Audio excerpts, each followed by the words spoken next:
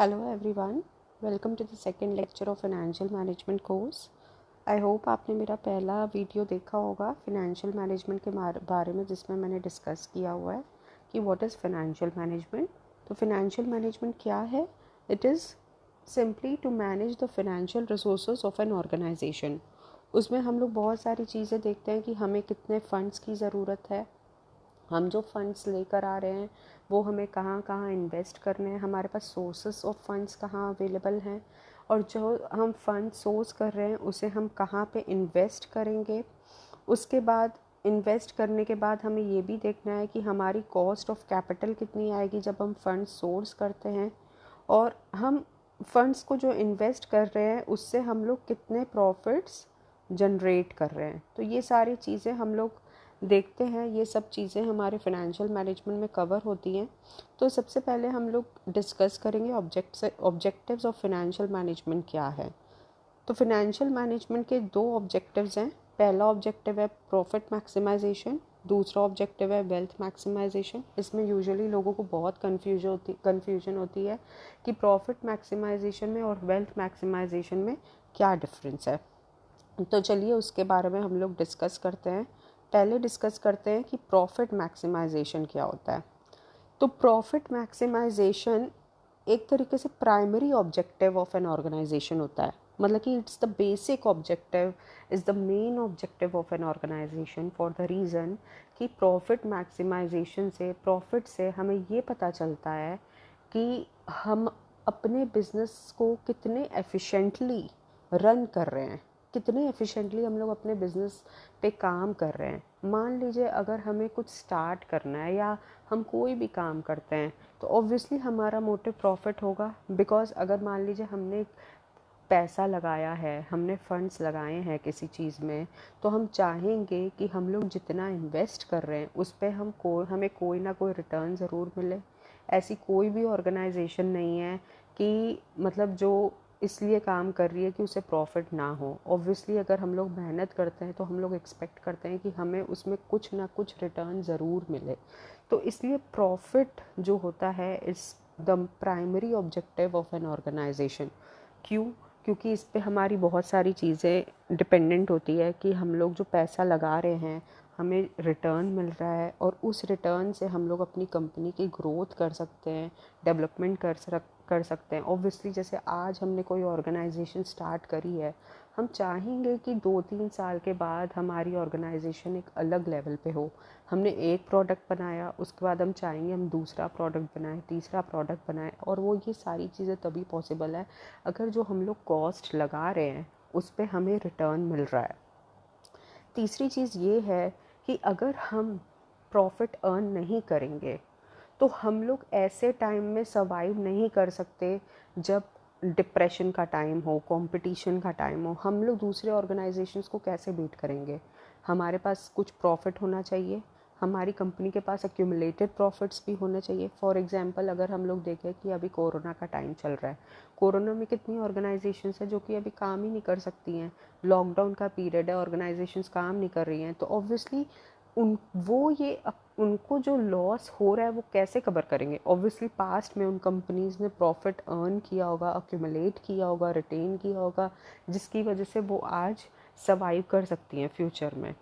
And the other thing is that to attain maximum output with minimum output, every company का main M होता है कि हमने जितना इनपुट लगाया है, हमने जो कॉस्ट लगाई है, जो रॉ मटेरियल्स या रिसोर्सेज यूज़ किए हैं किसी प्रोडक्ट को बनाने में, जो मशीनरी यूज़ की है, उतनी लिमिटेड रिसोर्सेज से हम मैक्सिमम आउटपुट अचीव कर सकें.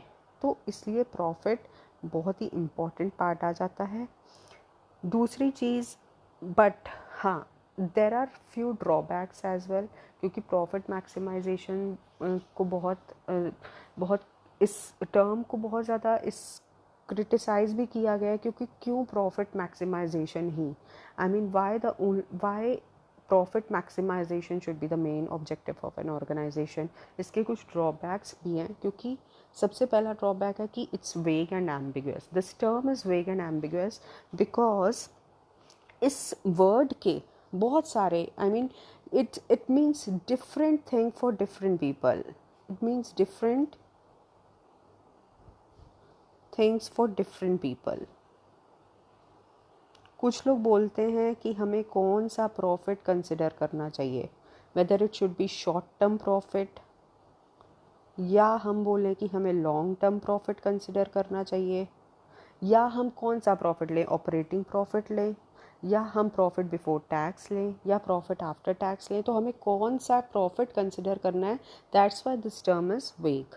Now the second thing is it ignores time value of money. How, कैसे टाइम वैल्यू ऑफ मनी को ये फैक्टर इग्नोर करता है। मान लीजिए एक कंपनी है, कंपनी ए एंड एक कंपनी है बी, ठीक है। अब at the end of the year company A को प्रॉफिट हो रहा है 80 लाख्स का, कंपनी बी को भी प्रॉफिट हो रहा है 80 लाख्स का, ठीक है। लेकिन इनिशियल टाइम में लाइक फर्स्ट फ्यू मंथ्स में इस कंपनी को कोई प्रॉफिट नहीं हो रहा था, कुछ मंथ्स में ये लॉस में जा रही थी, लेकिन अचानक से लास्ट में उसे प्रॉफिट होने लगा। लेकिन ये कंपनी बी ऐसी है कि जिसे हर मंथ में एवरी मंथ इस कंपनी को प्रॉफिट हुआ है, every month this company has made some profit. तो कौन सी कंपनी ज़्यादा बेटर हुई? ऑब्वियसली बी, क्योंकि इसे हर महीने प्रॉफिट हो रहा है, हर महीने कैश आ रहा है, हर महीने इसके पास मनी रिसोर्सेज आ रहे हैं, this company is not going on loss. तो ये जो पैसा जो आज हमें मिल रहा है वो पैसा हम कहीं ना कहीं इन्वेस्ट कर सकते हैं, और उस पैसे को इन्वेस्ट करने के बाद इस पैसे से हमारी ग्रोथ हो सकती है। तो ऑब्वियसली ये ज़्यादा इम्पॉर्टेंट हुआ हमारे लिए, ठीक है। तीसरी चीज़ आती है it ignores risk factor. Risk factor कैसे कि जैसे कि मान लीजिए एक कंपनी है, चाहती है कि मैं प्रॉफिट बहुत ज़्यादा अर्न करूं, एक ऑर्गेनाइजेशन बहुत ज़्यादा प्रॉफिट अर्न करना चाहती है, लेकिन अगर बहुत ज़्यादा प्रॉफिट अर्न करने के चक्कर में वो बहुत ज़्यादा हाई रिस्क वाले प्रोजेक्ट में इन्वेस्टमेंट कर देती है। अगर आपको बहुत ज़्यादा प्रॉफिट अर्न करना है तो ऑब्वियसली आप प्रोजेक्ट भी बहुत ज़्यादा रिस्की चूज़ करेंगे। उससे क्या होगा कि कंपनी एक ऐसे टाइम में, अगर कोई डिप्रेशन का टाइम है या कोई मतलब एवरेज टाइम चल रहा है, तो उस टाइम पीरियड पे वो कंपनी के अर्निंग की अपॉर्चुनिटीज़ कम भी हो जाती हैं। आई मीन मान लीजिए कंपनी ने एक ऐसे प्रोजेक्ट में इन्वेस्टमेंट कर दी कि बहुत रिस्की है, उसके बाद उसे वो इस एक्सपेक्टेशन में कि उसे प्रॉफिट बहुत ज़्यादा होगा, हो भी सकता है उस कंपनी को प्रॉफिट बहुत ज़्यादा हो जाए, लेकिन जैसे कि मान लीजिए डिप्रेशन का टाइम है या कोई ऐसा टाइम है कि प्रॉफिट नहीं बना पा रही है कंपनी, तो हो सकता है उस कंपनी को बहुत ज़्यादा लॉस भी हो जाए। So it ignores the risk factor, वो एक रिस्क फैक्टर को इग्नोर करती है। अब हम बात करेंगे वेल्थ मैक्सिमाइजेशन की। वेल्थ मैक्सिमाइजेशन क्या होता है इसके बारे में डिस्कस करेंगे हम लोग, क्यों इम्पॉर्टेंट है। पहली चीज़ ये, it is the ability of the company to increase the market value of the firm और its common stock over a period of time. कि वेल्थ मैक्सिमाइजेशन क्या होता है, एक तरीके से ये कंपनी की एबिलिटी है कि वो अपने कंपनी के स्टॉक की वैल्यू को कितना इंक्रीज़ करती है। जो कंपनी में जो शेयर होल्डर्स ने जो पैसा लगाया है, उन शेयर होल्डर्स ने जो पैसा लगाया है उन्हें कितना रिटर्न मिल रहा है, because shareholders are the owners of the company. जितना उनका रिटर्न मिलेगा, जितने उनके कॉमन स्टॉक की वैल्यू इंक्रीज़ होगी, उतनी ज़्यादा फर्म की वैल्यू इंक्रीज़ होगी। वेल्थ मैक्सिमाइजेशन कह सकते हैं आपकी एक तरीके से ये ब्रॉडर व्यू है, and profit maximisation is a narrow view, because वो खाली प्रॉफिट को कंसिडर करता है, ये नहीं कंसिडर करता कि वो प्रॉफिट उसने एक्चुअली अर्न किया है कि नहीं। बट इन वेल्थ मैक्सिमाइजेशन हम लोग जो कंसिडर करते हैं वो कैश इनफ्लोज कंसिडर करते हैं, इन एक्चुअल जो कंपनी को कैश आया है। दूसरी चीज़ ये कि वेल्थ मैक्सिमाइजेशन से हमें ये पता चलता है कि कंपनी कितने अच्छे से परफॉर्म करिए, because wealth maximisation depends on many things, like wealth maximisation is dependent upon sales of the company, it's dependent on the goodwill of the company, it includes services that are provided by the company, it is also dependent on the quality of products। तो बहुत सारी चीज़ें wealth maximisation में आती है, wealth में आती हैं। तो वेल्थ मैक्सिमाइजेशन एक तरीके से ब्रॉडर व्यू है आप कह सकते हैं, और profit maximisation is a narrow view of an organisation. और एक चीज़ जो कंसिडर होती है कि wealth maximisation considers time value of money. ये चीज़ वेल्थ मैक्सिमाइजेशन में इग्नोर नहीं होती है। वेल्थ मैक्सिमाइजेशन में हम लोग time value of money consider करते हैं। हाउ कि जो भी हमारे फ्यूचर कैश इनफ्लोज होने वाले हैं उसकी आज की डेट में क्या वैल्यू है। Bye discounting future cash inflows हमें पता चलता है कि आज प्रेजेंट वैल्यू क्या है हमारे, जो भी हमें फ्यूचर में प्रॉफिट्स होने वाले हैं या जो कुछ भी हमें रिटर्न मिलने वाला है उसकी आज की डेट में क्या वैल्यू है, वो हमें वेल्थ मैक्सिमाइजेशन से पता चलता है। The other thing is that कि it aims at obtaining the maximum market share of the company. Wealth maximisation का मेन एम है कि एक ऑर्गेनाइजेशन का मैक्सिमम मार्केट शेयर हो, जिससे कि ऑर्गेनाइजेशन की वैल्यू बढ़ती है, जिससे कि एक फर्म की वैल्यू बढ़ती है। मान लीजिए इस साल एक कंपनी को प्रॉफिट नहीं हुआ है, इसका ये मतलब नहीं है कि उसकी वेल्थ नहीं अच्छी है। It doesn't mean that. हो सकता है आज कंपनी इतना अच्छा नहीं परफॉर्म कर पा रही है, कुछ ऐसा टाइम है, डिप्रेशन का टाइम है या कोई ऐसा टाइम है कि कंपनी नहीं परफॉर्म कर पा रही है, but still for example Reliance industries को हम लोग लेते हैं, तो रिलायंस में लोगों को ट्रस्ट है। रिलायंस इज़ अ ब्रांड जिस पे लोगों को फेथ है। Why? Because there are so many activities involve in it. Social activities में भी रिलायंस बहुत आगे रहता है। रिलायंस इंडस्ट्रीज़ की परफॉर्मेंस को देखें तो एक तरीके से it's a goodwill, you know. तो इसीलिए wealth maximisation is a better term. तो जो ऑर्गेनाइजेशन एक long term point of view से अचीव करना चाहती है।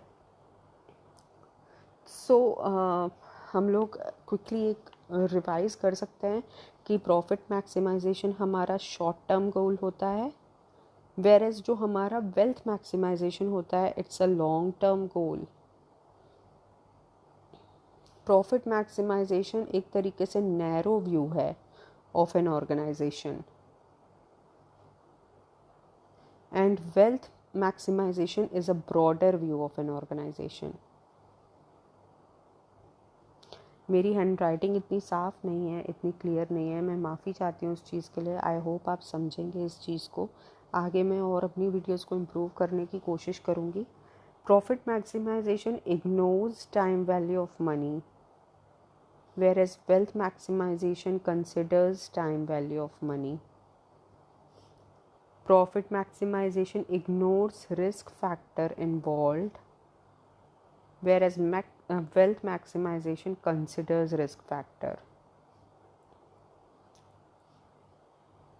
But I'll say कि दोनों ही ऑब्जेक्टिव्स बहुत इम्पॉर्टेंट है, बिकॉज़ अगर हम प्रॉफिट नहीं अर्न कर पा रहे हैं तो हमारी कंपनी ग्रो नहीं करेगी। अगर हम कॉस्ट पे उतना रिटर्न नहीं अचीव कर पा रहे हैं, ऑब्वियसली हमारी कंपनी ग्रो नहीं कर पाएगी।